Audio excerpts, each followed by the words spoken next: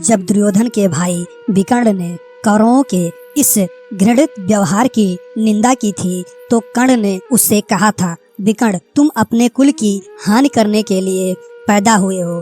अधर्म अधर्म तुम पुकार रहे हो। द्रौपदी के साथ जो भी व्यवहार किया जा रहा है वह ठीक है। वह दासी है और दासी के ऊपर स्वामी का पूरा अधिकार होता है। यह कहकर उसने द्रौपदी के द्वारा किए गए अपने अपमान का बदला चुकाया था। उस समय उसका हृदय पत्थर की तरह कठोर हो गया था। जैसे भी बन पड़ा उसने द्रौपदी का अपमान किया, उसे 5 पुरुषों की व्यभिचारिणी स्त्री कहा और हर तरह से उसे धिक्कारा। उस समय प्रतिशोध की आग में जलते हुए उसने उचित अनुचित का विचार बिल्कुल छोड़ दिया। द्रौपदी को नंगी देखने और दिखाने की उसकी इच्छा थी। इससे स्पष्ट होता है कि कर्ण प्रतिशोध की भावना के आगे सत्य, न्याय और धर्म की भावना को पूरी तरह भूल जाता था। यह उसके चरित्र की दुर्बलता ही है। कर्ण स्वभाव से कुटिल भी था। वह दुर्योधन को इसी प्रकार कुचक्र रचने की सलाह दिया करता था जैसे शकुनी देता था। जिस समय जुए में हार कर पांडव वनवास के लिए चले गए और द्वैत वन में वे अपना समय काट रहे थे, उस समय कर्ण और शकुनी की बातों में आकर ही दुर्योधन अपने परिवार के साथ पांडवों को चिढ़ाने के लिए पहुंचा था। लेकिन यहाँ चित्रसेन नामक गंधर्व से इसका सामना हो गया।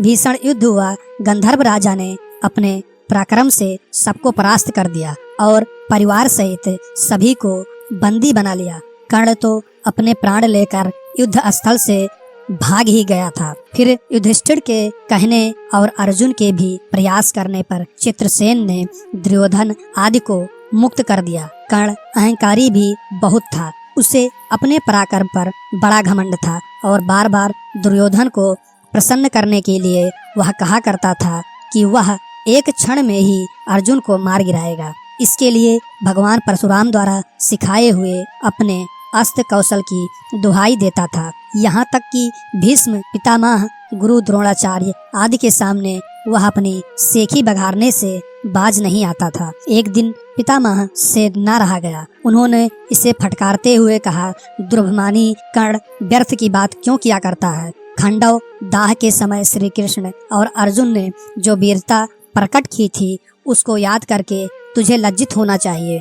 क्यों तू श्री कृष्ण को साधारण व्यक्ति समझता है? वे अपने चक्र से तेरी उस अमोघ शक्ति को खंड खंड कर देंगे। व्यर्थ दंभ करना एक सच्चे वीर का गुण नहीं है। पितामह की यह बात सुनकर कर्ण को क्रोध हो उठा और उसने झल्लाकर अपने शस्त्र फेंक दिए और कहा, पितामह ने सभी के सामने मुझे लज्जित किया है।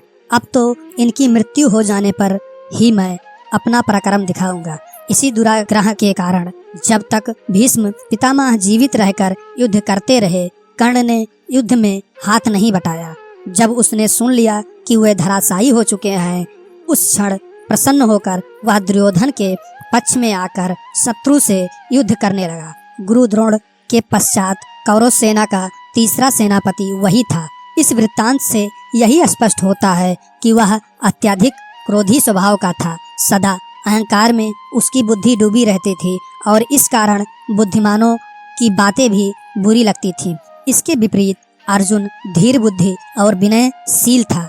इस सब के होते हुए भी कर्ण अपनी बात का धनी था। जो कुछ भी वह वचन दे देता था उससे हटना तो वह जानता ही नहीं था। श्री कृष्ण ने उसे यह बता दिया था कि वह कुंती का ज्येष्ठ पुत्र है और साथ में उन्होंने उससे पांडवों की ओर मिल जाने का आग्रह भी किया था। लेकिन सब कुछ सुनकर भी उसने दुर्योधन के साथ विश्वासघात करना उचित नहीं समझा। अगर आपको ये कहानी अच्छी लगती है प्लीज लाइक करें, शेयर करें एंड सब्सक्राइब करें। Thank you. जय माता दी, जय हिंद दोस्तों।